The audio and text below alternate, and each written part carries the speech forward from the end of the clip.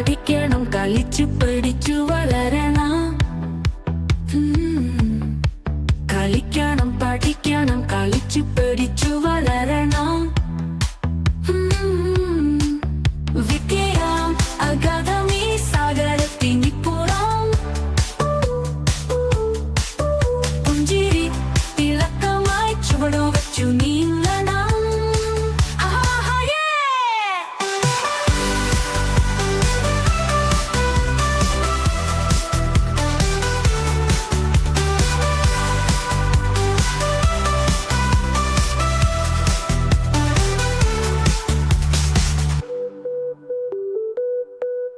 കളിക്കണം പഠിക്കണം കളിച്ചു പഠിച്ചു വളരണം. കളിക്കണം പഠിക്കണം കളിച്ചു പഠിച്ചു വളരണം. വിദ്യയാം അഗാധമീ സാഗരത്തിനിപ്പുറം. പുഞ്ചിരി തിളക്കമായി ചുവടുവച്ചു നീങ്ങണം.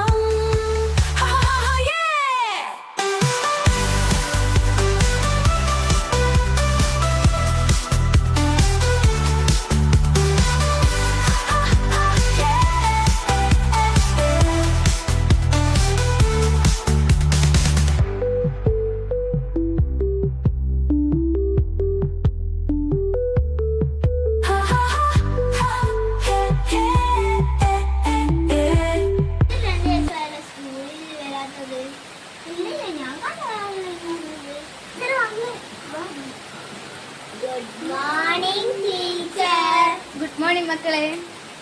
ടീച്ചറെ, ടീച്ചർക്കെന്നെ പറ്റിയേ? ടീച്ചറില് ഞങ്ങളോട് എല്ലായ്പ്പോഴും ശ്രദ്ധിക്കണമെന്ന്. അതിനിപ്പോ എനിക്കെന്താ പറ്റിയത് മക്കളെ? മഴക്കാലല്ലേ ടീച്ചറെ, ശ്രദ്ധിക്കണ്ടേ? ടീച്ചർ കൂടെ കനാലിൽ പോയതുകൊണ്ടല്ലേ ടീച്ചർ 2 ദിവസം ക്ലാസ്സിൽ വരാതിരുന്നത്? എന്റെ ദൈവമേ, കാറ്റ. ഞാൻ എന്റെ കൂടെ എപ്പ കനാലിൽ പോയത്? എന്റെ മക്കളെ, എന്റെ കൂടെ കനാലിൽ പോയതല്ല, ഞാൻ എന്റെ കുടുംബത്തോടൊപ്പം കൊടൈക്കനാലിൽ ടൂർ പോയതാ. നമുക്ക് ക്ലാസ് തുടങ്ങിയല്ലോ മക്കളെ. ആശ്മിക ഒന്ന് എണീറ്റിന്ന് 2ന്റെ കൂടെ ഒന്ന് പട്ടിക എഴുതിക്കേ. 1 2 2 2 2 4 3 2 6 4 2 8 5 2 10 6 2 12 7 2 14 8 2 18 16 9 2 18 10 2 20. ഇനി ആരില് ചൊല്ലിക്കാം. 1 2 2 2 2 4 3 2 6 4 2 8 5 2 10 6 2 12 7 2 14 8 2 16 9 2 18 10 2 20. ഇനി കുറച്ച് ചോദ്യങ്ങൾ ചോദിക്കാൻ, ഉത്തരം പറയണേ രണ്ടാളും. ഒറ്റ പ്രാവശ്യം കായ്ക്കുന്ന സസ്യം ഏതാണ്? ഇത് ഞാൻ പറയട്ടെ, ഇതല്ല സിമ്പിളാ. വാഴയല്ല. വാഴ. മിടുക്കി കുട്ടി. ഇനി അടുത്ത ചോദ്യം അറിയാനോട് പറയണേ. കർഷകന്റെ മിത്രം എന്നറിയപ്പെടുന്ന ജീതന് അല്ല മണ്ണിര. Very good. ഇനി അടുത്തത് ഞാൻ കഴിഞ്ഞ ദിവസം പഠിപ്പിച്ച പദ്യം ഓർമ്മയുണ്ടോ? എനിക്കറിയാം. ആശ്മി വന്ന് ചൊല്ലിക്കേ. ദേശാടകരാം കിളികളൊരിക്കൽ വിരുന്നു വന്നീ നാട്ടിൽ. വിശന്നു വന്ന ദാഹിക്കുന്നവർ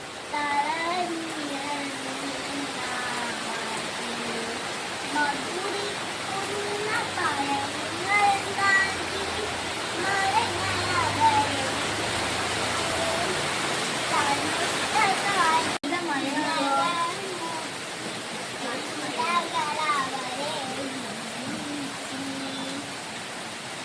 മറ്റൊരു കൂട്ടം സ്നേഹം പകർന്നു നൽകാനെത്തി. ദേശമതേതായാലും നമ്മൾ പറവകളെന്നതു നേര്. അതിരുകളേതായാലും നമ്മൾ ഒന്നാണെന്നതു നേര്. തണുത്ത കാറ്റിൽ ഇലകൾ മുക്കി ചില്ലകളവൾ ഇത്രയും കഴിഞ്ഞു. നല്ല. ഇനി ആൻലി പദ്ധതിയിലേക്ക് ടീച്ചർ ഞാനെന്തിനാ പഠിക്കുന്നത്? ഞാനെന്തായാലും ഭാവിയിൽ ഡോക്ടറാവും. ആൻലി ഇത്ര ഉറപ്പ്. ഞാനും അമ്മയും ഇന്നലെ അമ്പലത്തിൽ പോയപ്പം കൈനോട്ടക്കാർ പറഞ്ഞതാ. പിന്നല്ലേ ഭാവിയിൽ ഡോക്ടറോ എഞ്ചിനീയറോ ഒക്കെ ആവണമെങ്കിലേ വർത്തമാന കാലത്ത് നന്നായിട്ട് പഠിക്കണം. എന്തിനാ ടീച്ചറെ വർത്താനം പറഞ്ഞിരിക്കുന്നേ? വർത്തമാനം പറഞ്ഞിരിക്കാനല്ല മക്കളെ, പിന്നെ എന്നാ ടീച്ചറെ? വർത്തമാന കാലം എന്ന് വെച്ചാൽ നടന്നുകൊണ്ടിരിക്കുന്ന കാലമാണ്. ഇങ്ങനെയാണ് ടീച്ചർ നടന്നുകൊണ്ടിരിക്കാനല്ല, ഇപ്പൊ സംഭവിച്ചുകൊണ്ടിരിക്കുന്നത് എന്താ വെച്ചാ അത് എന്ന് വെച്ചാ പഠിക്കാനുള്ള അവസരത്തിൽ നന്നായി പഠിച്ച ഭാവിയിൽ ഡോക്ടറും എഞ്ചിനീയറും പൈലറ്റും ഒക്കെ ആവാം. മനസ്സിലായോ? ടീച്ചറെ ഞാൻ എന്തായാലും വലുതായിരിക്കുന്ന ടീച്ചർ. ടീച്ചറാവും. നല്ലോണം പഠിക്കണം. ഇപ്പൊ ഞാൻ നല്ലോണം പഠിക്കൂ. ഞാൻ രണ്ടിനെ കൊണ്ട് പഠിക്കല്ലോ പറഞ്ഞാൽ. ഞാനും പറഞ്ഞാണെങ്കിലേ ടീച്ചറെ. പക്ഷെ ഇനി പദ്യം പഠിച്ചിട്ടില്ലല്ലോ. എന്നെ പഠിക്കത്തുള്ളൂ. നാളെ പഠിച്ചു തരണം. നല്ല ഡോക്ടർ ആവാനാവും. ആശ്മിക ശ്രദ്ധിക്ക്. അടുത്ത പേരാണ്. ചന്ദ്രനിൽ ആദ്യമായി കാലുകുത്തിയ ബഹിരാകാശ സഞ്ചാരി ആരാണ്? ടീച്ചറെ ചന്ദ്രേട്ടനും ബാലേട്ടനും എല്ലപ്പം കച്ചറിയാ.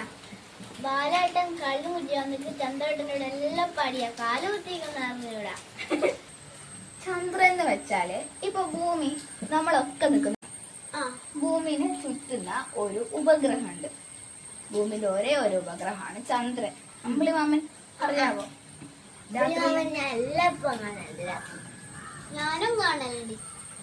അപ്പോ ഈ ചന്ദ്രനില് ഇപ്പൊ നമ്മളെ ഭൂമിയില് കുറെ മരങ്ങളും ചെടികളും ജീവികളും പ്രാണികളും മനുഷ്യരൊക്കെ ജീവിക്കുന്നില്ലേ? അതുപോലെ ചന്ദ്രനില് വെള്ളമുണ്ടോ, കടലുണ്ടോ, മനുഷ്യരുണ്ടോ, മറ്റു ജീവജാലങ്ങളുണ്ടോ, ചെടികളുണ്ടോ? ഇതൊക്കെ ഭൂമിയിൽ പോലെ കാലാവസ്ഥയും അവിടെ ഉണ്ടോ എന്ന് കണ്ടെത്താനായിട്ട് ഭൂമിയിൽ നിന്ന് കുറെ ശാസ്ത്രജ്ഞന്മാര് ചന്ദ്രനിലോട്ട് പോകുന്നുണ്ട്. ശ്രദ്ധിക്കും. അങ്ങനെ പോകുന്ന ആളുകളായിരിക്കല്ലോ അവിടെ കാലുകുത്തിട്ടുണ്ടാവുക. ആദ്യം ചന്ദ്രനിൽ കാലുകുത്തിയത് ആരാണെന്നാണ് ചോദ്യം. ശ്രദ്ധിക്കുക ആശ്മിക. അങ്ങനെ ഭൂമിയിൽ നിന്ന് റോക്കറ്റിന് ചന്ദ്രനിലേക്ക് പോയി അവിടെ ആദ്യമായിട്ട് കാലുകുത്തിയ ഒരാളാണ് നീൽ ആംസ്ട്രോങ്. ഒരാളെ പേര് അത്. ചന്ദ്രനിൽ ആദ്യമായി കാലുകുത്തിയത് അവരാണ്. നിങ്ങൾ ഈ സുനിത വില്യംസിനെ പറ്റി കേട്ടിട്ടുണ്ടാവും.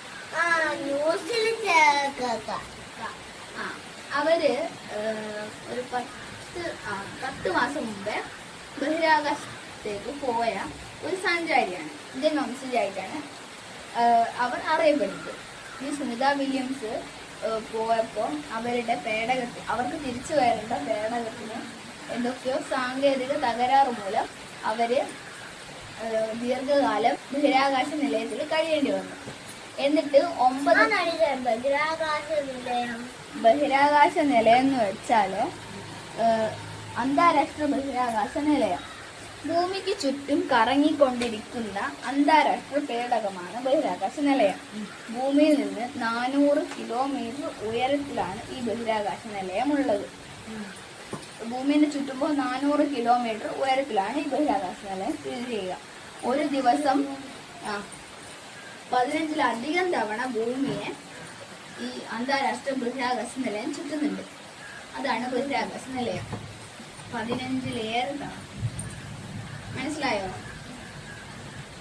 അപ്പൊ സുനിത വില്യംസ് 9 മാസത്തോളം ബഹിരാകാശ നിലയത്തിൽ കഴിഞ്ഞിട്ട് ഒരു 1.5 മാസം മുമ്പെയാണ് ഭൂമിയിലേക്ക് തിരിച്ചെത്തിയത്.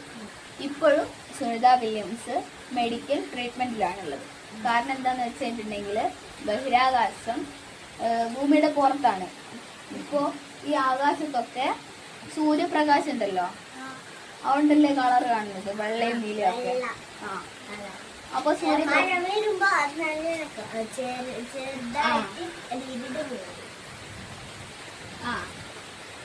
അപ്പോ ഈ സൂര്യപ്രകാശം എത്താത്ത ആകാശമാണ് ബഹിരാകാശം. അവിടെ വായു ഉണ്ടാവില്ല, പിന്നെ ഗുരുത്വാകർഷണം ഉണ്ടാവില്ല. അവിടെയുള്ള പിന്നെ വസ്തുക്കൾ അങ്ങനെ ജീവിക്കുക. അവിടെ അവർക്കൊന്നും ഗുരുത്വാകർഷണം ഉണ്ടാകത്തില്ല. അതുകൊണ്ട് അവര് ഭൂമിയിലേക്ക് തിരിച്ചെത്തുമ്പോ അവിടെ അവർക്ക് ഭാരം തോന്നില്ല. ഇപ്പൊ നമ്മളിപ്പോ ഇവിടെ നിലത്ത് നിൽക്കുന്നില്ലേ, അവിടെ അവർക്ക് അങ്ങനെ നിൽക്കാനാവത്തില്ല. അവിടെ പറന്ന് നടക്കും. അങ്ങനെ ഇതാവില്ല. നമ്മുടെ ജീവന്റെ ആധാരം എന്നറിയപ്പെടുന്ന അത്യാവശ്യ ഘടകം എന്താണ്? ഭക്ഷണം, വെള്ളം, വായു. വായു.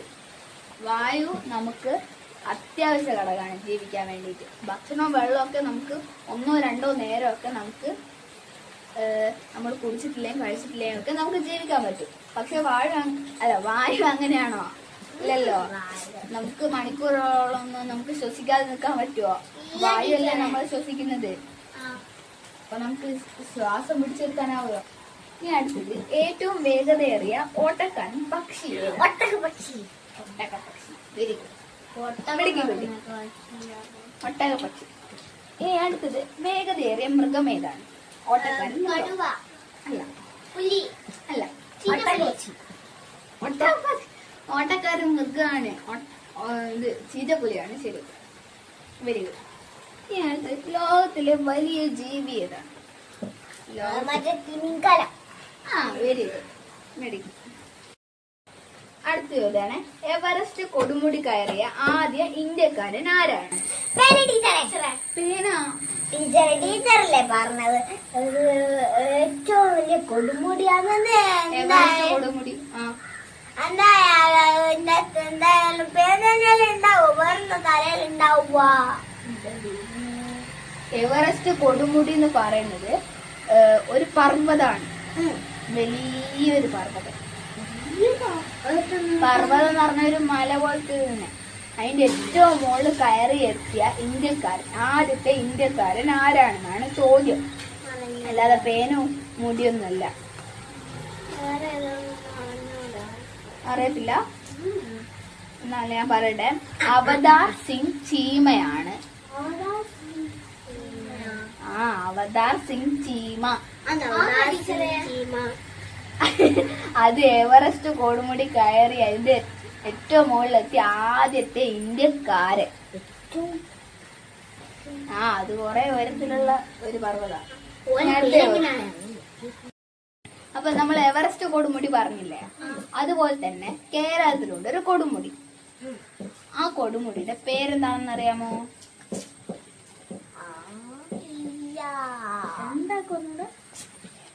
ഞാൻ പറയട്ടെ. ഫോണിലുള്ള മുടിയാ? അതൊന്നും അല്ല അശ്മിക, ഞാൻ നേരത്തെ പറഞ്ഞില്ലേ എവറസ്റ്റ് കൊടുമുടി പർവ്വതം. അതാണ് എവറസ്റ്റ് കൊടുമുടിന്റെ അത്രയും ഉയരത്തിലില്ലെങ്കിലും കേരളത്തിലുണ്ട് കൊടുമുടി. അപ്പൊ അതിന്റെ പേരാണ് ആനമുടി. ടീച്ചറെ, ആനക്ക് മുടിയില്ല, മുടി പോലത്തെ സാധനം. എന്റെ മക്കളെ, ഞാൻ ഈ പർവ്വതത്തിന്റെ പേരാണ് പറഞ്ഞത്, കൊടുമുടിയുടെ പേരാണ് പറഞ്ഞത്, അല്ലാതെ ആനയെ പറ്റിയിട്ടല്ല. അല്ല,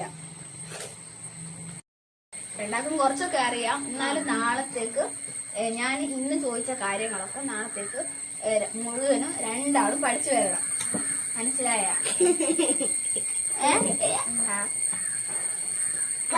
ടീച്ചറെ, ഇന്നത്തെ ക്ലാസ് കഴിഞ്ഞു. ഞാൻ ഇന്ന് പഠിപ്പിച്ച കാര്യങ്ങൾ എന്നെ ചോദിക്കും. രണ്ടാളും പഠിച്ചു വരണം. വേണ്ട, ഓർമ്മിച്ച് വെക്കണം. നാളെ ഞാൻ ചോദിക്കുമ്പോൾ പഠിച്ചു വരണം. അപ്പൊ ഓക്കെ.